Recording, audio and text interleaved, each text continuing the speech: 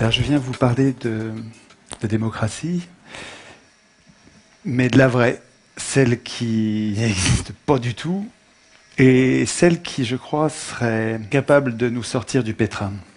Je suis prof à Marseille et en 2005, j'ai commencé à exister. Je me suis réveillé politiquement à l'occasion d'un débat public en France, où on nous consultait sur une prétendue constitution et en la lisant, je me suis mis en colère, j'ai trouvé que c'était dangereux. J'ai écrit un texte d'une dizaine de pages, plus de 10 pages de notes, et je l'ai publié sur mon site. J'ai envoyé ça à mes contacts, 3 fois rien, une bouteille à la mer. Et puis, il s'est passé quelque chose qui a transformé ma vie. Les gens s'en sont emparés, ça correspondait à quelque chose qui leur manquait. Et je passais des nuits, pendant des mois, j'ai passé des nuits à essayer de répondre à ces gens-là, surtout d'ailleurs ceux qui ne m'aimaient pas, en essayant de leur prouver qu'ils avaient tort, qu'ils se trompaient. Et progressivement, donc là, il y a les journaux qui s'en sont emparés, les télés, les radios, tous ces gens-là sont passés à la maison. Le compteur du site se transformait en ventilateur, il y avait 40 000 visites par jour, 12 000 mails en 2 mois. Et finalement, rétrospectivement, ensuite, je me suis aperçu que c'est le regard des autres qui était en train de me transformer, qui était en train de me donner une force inouïe.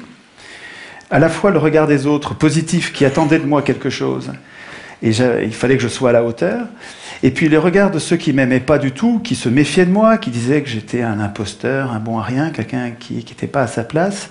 Et j'avais envie de leur montrer qu'ils se trompaient. Et ça tendait le même ressort, mais donc c'était vraiment tous les regards me donnait une énergie considérable et qui marche encore aujourd'hui, qui marche vraiment absolument aujourd'hui. Et j'ai découvert que c'est une vieille affaire, que les Athéniens appelaient ça la vergogne. Et je trouve que c'est un concept très intéressant et essentiel. Pour les Athéniens, le bon citoyen donnait de l'importance au regard des autres. Ça le poussait à la vertu. Quand les autres comptaient sur lui, et le récompenser de leur regard, ça lui donnait l'intention d'être vertueux. Et quand les autres avaient un regard réprobateur, ça les incitait à ne pas sortir, ça incite le citoyen à ne pas sortir du sentier de la vertu. Et c'est vrai que ça marche. Les gens qui ont de la vergogne sont plus vertueux que les autres. Et donc inversement, ceux qui n'ont pas de vergogne sont extrêmement dangereux, au point qu'à l'époque, vous avez des mœurs plus brutales que nous aujourd'hui. Pas obligé peut-être de les mettre à mort, mais on pourrait éviter de leur donner des responsabilités. Depuis, finalement, je me donne du mal pourquoi ? D'abord, je cherche à comprendre la cause des injustices sociales. J'essaye de voir s'il n'y a pas une cause principale pour toutes les injustices sociales. Ensuite, je découvre avec émerveillement les idées géniales qui fondaient la démocratie athénienne, donc une vraie démocratie. Je remets plein de mots à l'endroit, des mots importants qui sont complètement mis à l'envers depuis au moins 200 ans. Et finalement, j'essaie d'imaginer. Alors, c'est un chantier. Je n'ai pas une vérité révélée. Je construis un objet là. J'essaie de rendre robuste une idée. Je cherche à penser des institutions, de bonnes institutions, qui nous protégeraient tous contre les abus de pouvoir. Je compte sur de bonnes institutions pour nous pousser à la vertu. Je ne compte pas sur des citoyens vertueux, je ne crois pas à ça. Je pense que nous avons tous en nous-mêmes du bon et du mauvais. Par contre, de bonnes institutions pourraient nous pousser à la vertu ou, comme c'est le cas aujourd'hui, nous laissent dériver complètement en dehors de l'intérêt général et du bien commun. Pour chercher, j'utilise une méthode formidable que nous a conseillé un vieux monsieur, donc Hérodote, antique, un médecin, qui disait chercher la cause des causes. Et je me sers de ça tout le temps. Pourquoi il disait ça ? Il disait, quand on a un problème, quand il y a un mal à soigner, évidemment, ne vous en prenez pas aux conséquences. Vous ne réglerez pas le problème. Ne vous en prenez même pas aux causes. Elles sont multiples, tout est multifactoriel. C'est pas ça. Il vaut mieux chercher parmi toutes les causes la cause, s'il y en a une, au moins une des causes déterminantes, c'est-à-dire celle qui détermine les autres causes. Et c'est celle-là qu'il nous faut. C'est ça que je cherche. Alors, je partage avec tous les copains résistants, je rencontre, depuis que je fais de la politique, je rencontre plein de gens qui résistent depuis toujours, et je partage avec eux, évidemment, toutes ces luttes, et j'ai fait un schéma pour vous montrer la variété des sujets sur lesquels les gens résistent. Et donc j'ai fait ça sous forme d'arbre, et l'arbre montre, enfin, ça permet de montrer que je m'étonne que tous ces résistants s'en prennent à des choses importantes, mais qui ne sont que des conséquences. Et je trouve que personne n'essaye de comprendre la cause de tout ça. Et il me semble que j'ai trouvé, alors je me trompe peut-être, mais j'ai l'impression d'avoir trouvé une cause commune à toutes ces impuissances et à toutes ces injustices. Donc je pars des conséquences, des injustices sociales, j'essaye de comprendre d'où elles viennent. Il me semble qu'elles viennent de l'absence de contrôle des pouvoirs qui produisent une impuissance populaire, et je pense que s'il y a des injustices sociales, c'est parce que les gens bien, les gens normaux, n'ont pas le pouvoir de résister. Tous ces gens qui résistent et que je connais, tous ces militants, ils résistent, ils passent toute leur vie à se bagarrer, ils ne changent rien. Comment ça se fait? Parce que leur impuissance politique leur interdit d'agir. Mais d'où elle vient, cette impuissance politique? Pour ce que j'en analyse, je pense que cette impuissance politique vient de la Constitution, du texte qui fait que les élus ne sont pas révocables, ils n'ont pas de compte à rendre, on ne peut pas choisir nos candidats, on n'a pas de référendum d'initiative populaire, de notre initiative, nous ne pouvons décider de rien. La monnaie, on la laisse privatiser parce que dans la Constitution, il n'y a rien pour obliger au fait qu'elle soit publique, etc., etc. Je n'ai pas le temps de développer, mais dans la Constitution, toutes nos impuissances sont programmées. Ça ne vient pas du ciel, c'est écrit quelque part. Alors, j'essaye toujours de comprendre quelle est la cause des causes, quelle est la cause de cette cause. Qu'est-ce qui fait que, partout dans le monde, toutes les constitutions programment l'impuissance des peuples? C'est pas un complot, ça peut pas être un complot, pas tout le temps et dans tous les pays. C'est pas ça, c'est autre chose. C'est un processus universel qui doit avoir une cause universelle.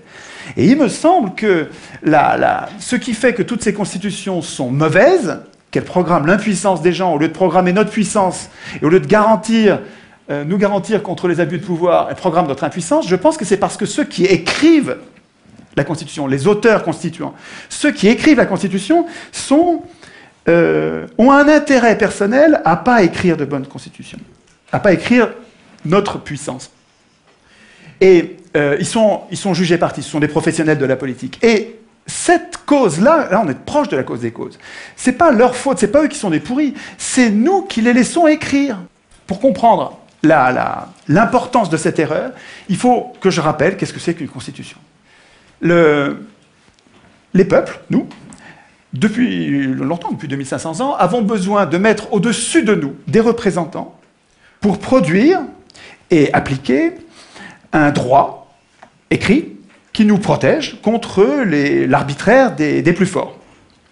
Donc ces gens-là sont très utiles, évidemment. Ils produisent un droit dont nous avons besoin pour pacifier notre société. Mais en même temps, ils sont très dangereux. C'est-à-dire que si jamais ils se mettent à abuser, s'ils se mettent à servir les intérêts d'une caste au lieu de servir l'intérêt général, ou s'ils se mettent à abuser du pouvoir en devenant fous, puisque le pouvoir les rend fous systématiquement. Oui, ça fait 2500 ans qu'on sait ça, quoi. Hein. Le pouvoir rend fou, tous les pouvoirs ont une tendance à abuser. Toujours. Montesquieu. C'est comme une loi physique implacable. Et il y a une idée géniale pour nous protéger de ça, c'est la Constitution. Alors la Constitution, qu'est-ce que c'est? C'est un texte qui est au-dessus des pouvoirs et qui ne sert pas du tout à organiser les pouvoirs. Les pouvoirs n'ont pas besoin de nous pour s'organiser, pas du tout. La Constitution, tous les citoyens devraient savoir ça. La Constitution, ça sert à affaiblir les pouvoirs. Ça sert à inquiéter les pouvoirs pour nous protéger, nous. Nous protéger, nous, contre les abus de pouvoir. Mais attendez, si les représentants doivent craindre la Constitution, il ne faut pas qu'ils l'écrivent eux-mêmes. Sinon, s'ils l'écrivent eux-mêmes, ils vont programmer leur puissance et notre impuissance. Enfin, un enfant comprend ça. Donc l'idée centrale, mais vraiment c'est une idée essentielle, c'est que c'est pas aux hommes au pouvoir d'écrire les règles du pouvoir, et c'est pas à eux, il faut pas attendre que ce soit eux qui renoncent à écrire le pouvoir, il renoncera jamais, la solution elle viendra pas d'eux, elle viendra de nous, c'est à nous de leur interdire d'écrire la Constitution. Ça, c'est vraiment l'idée, à mon avis, l'idée essentielle qui nous manque. Alors, dans la bagarre qui va opposer les gens normaux à ceux qui exercent le pouvoir en ce moment, il y a... Ah oui, c'est bien ça le temps qui passe là. Oui. Il y a une inversion des mots. D'abord, je ne suis pas un citoyen. Un citoyen, c'est autonome. Ça vote, il vote lui-même ses lois. Moi, je suis un simple électeur. C'est-à-dire, je suis hétéronome. Je subis la loi écrite par quelqu'un d'autre. Nous appeler citoyens, c'est nous payer de mots. On se la pète, mais on n'est rien du tout. Qu'est-ce qu'on fait dans cette démocratie? Dans cette prétendue démocratie, qu'est-ce qu'on a comme droit? On a le droit de désigner des maîtres politiques qui vont tout décider à notre place pendant 5 ans. On les désigne parmi des gens qu'on n'a même pas choisis. En plus, c'est les plus riches qui les choisissent. Et quand dans le cas éventuel où ils nous trahissent au dernier degré, on n'a pas le moindre moyen de résister. Alors c'est vrai qu'on a la liberté d'expression, mais absolument sans aucune force contraignante. C'est-à-dire qu'on a le droit de blablater. Si ça n'a pas d'effet, on a le droit. Dès que ça change quelque chose, c'est un massacre. Et nous appelons ça démocratie. C'est notre faute. Nous devrions faire la grève de ces momentaires. Nous devrions refuser d'appeler démocratie ce qui est son strict contraire. Nous participons à notre impuissance politique en acceptant d'appeler démocratie ce qui est la négation même de nos droits. C'est-à-dire que quand on accepte d'appeler ça démocratie, on n'arrive même pas à formuler la solution. On a besoin de la démocratie, mais on n'arrive pas à le dire puisque le mot est pris par son contraire. C'est génial d'avoir inversé les mots. C'est du Big Brother, absolument. Hein. Ça ne s'est pas passé par hasard. C'était pas bien au début, en 1789, quand ça a commencé il y a 200 ans, et puis ça s'est pas dégradé. C'est pas du tout ça. Sieyès, un grand penseur de la Révolution française, une pointure, hein, je ne vous parle pas d'un second couteau, écrivait en 1789 « Les citoyens, ouvrez les guillemets, hein, c'est Sieyès qui parle, les citoyens qui se donnent à eux-mêmes des représentants ne peuvent pas écrire le droit, ne peuvent pas du tout, doivent renoncer à faire eux-mêmes les lois. Ils n'ont pas de volonté particulière à imposer. S'ils dictaient des volontés, la France ne serait plus cet État représentatif, ce serait un État démocratique. Le peuple, c'est toujours du Sieyès, hein, le peuple, je le répète, dans un pays qui n'est pas une démocratie, et la France ne saurait l'être, le peuple ne peut parler, et ne peut agir que par ses représentants. Attends, ce gars-là n'était pas un démocrate. Et il savait très bien ce que c'était la démocratie. Vous allez le voir dans un instant. Tout le monde savait, avant 1789, tout le monde savait, Montesquieu, Aristote, ils savaient tous que l'élection est aristocratique, donc oligarchique. Aristote le disait explicitement, je vous passe la citation. Montesquieu le disait aussi explicitement, je vous passe la citation. Vous irez sur le net pour chercher, il faut que j'aille du temps. Je voudrais insister, ça c'est super important. Il y a 2 choses très importantes. Pendant 200 ans de tirage au sort à Athènes, où il y avait des riches et des pauvres. Ok, je sais qu'ils avaient mis de côté les esclaves, je sais qu'ils mettaient de côté les femmes. Je ne vous parle pas de ça, je vous parle des citoyens. Les citoyens de l'époque, il y avait des riches et des pauvres. Pendant 200 ans de tirage au sort, c'est les pauvres qui ont dirigé toujours. Toujours. Au contraire, on a un autre exemple. Alors, on a deux exemples historiques, avec des faits. Ce n'est pas des opinions, c'est des faits. Pendant 200 ans de tirage au sort, le tirage au sort, c'est les pauvres qui gouvernaient. Il y avait des riches, mais ce n'est pas eux qui gouvernaient, c'est les pauvres qui gouvernaient. Et puis pendant 200 ans de gouvernement représentatif, parce que c'est comme ça que ça s'appelle notre régime, ça ne s'appelle pas une démocratie, ça s'appelle un gouvernement prétendument représentatif. Et dans ce régime-là, pendant 200 ans, c'est toujours les riches qui dirigent. Toujours. Moi, ma question, puisque le tirage au sort donne le pouvoir aux pauvres, le pauvre c'est 99%, hein, puisque l'élection donne le pouvoir aux 1%, des ultra-riches, mais jusqu'à quand les pauvres, les 99%, vont-ils défendre l'élection comme si c'était une vache sacrée? Enfin, je veux dire, pour moi, il y a quelque chose d'indéfendable à voir tous ces pauvres qui défendent l'élection alors que le tirage au sort leur rendrait le pouvoir. Qu'est-ce qui fait que nous tenons à l'élection? Je pense que c'est parce que c'est pas la raison, parce que les faits montrent que nous n'avons pas intérêt à ça. Mais par contre, c'est les mythes. L'école dite républicaine nous apprend que depuis qu'on est tout petit, que élection égale démocratie, démocratie égale élection. Alors, depuis que tout petit, on le croit. Et donc, il y a une période de désintoxication de ces mensonges de pouvoir. Il faut arriver à remettre les mots à l'endroit. Nous ne sommes pas en démocratie, et ce dont nous aurions besoin, c'est une démocratie avec du tirage au sort qui nous libérerait de ceux qui veulent le pouvoir. pour changer les choses, il me semble que nous ne pouvons pas compter, il ne faut pas compter sur ceux qui ont le pouvoir en ce moment. La solution ne viendra pas d'eux. La solution, elle viendra des gens normaux, des gens simples, des gens qui ne veulent pas de pouvoir. Et là, il faut que vous connaissiez cette pensée d'Alain, qui est un penseur formidable, à connaître absolument, qui disait « Le trait le plus visible de l'homme juste est de ne point vouloir du tout gouverner les autres, et de se gouverner seulement lui-même. Cela décide tout. Autant dire que les pires gouverneront. Si les gens bons ne veulent pas gouverner, et qu'on donne le pouvoir, comme dans le gouvernement représentatif, à ceux qui le veulent, les pires gouverneront. Ce piège, qui est désespérant d'Alain, Alain, il a raison quand il dit ça, il a raison dans le gouvernement représentatif. Parce que tant qu'on donne le pouvoir à ceux qui le veulent, tous les gens qui sont justes, qui sont bons, qui ne veulent pas du pouvoir, on ne les aura pas. Alors que on peut sortir de ce piège de cette tenaille, je pense, avec une vraie démocratie. Une vraie démocratie où vous donnez le pouvoir à n'importe qui, et les meilleurs d'entre nous sont parmi ces n'importe qui ne veulent pas du pouvoir. C'est la démocratie qu'il nous faut. Mais c'est à nous de le vouloir. Il ne faut pas attendre que nos élus le veuillent. Ils ne le voudront jamais. Les élus, ils ne veulent pas la démocratie. Ça les foutrait au chômage, la démocratie. Le tirage au sort, à Athènes, il donnait un tout petit peu de pouvoir, pas longtemps, et jamais 2 fois de suite, avec plein de contrôles qu'il faudrait prendre le temps d'expliquer, ce qui fait que les Athéniens, ils donnaient ce petit peu de pouvoir pour le garder pour eux.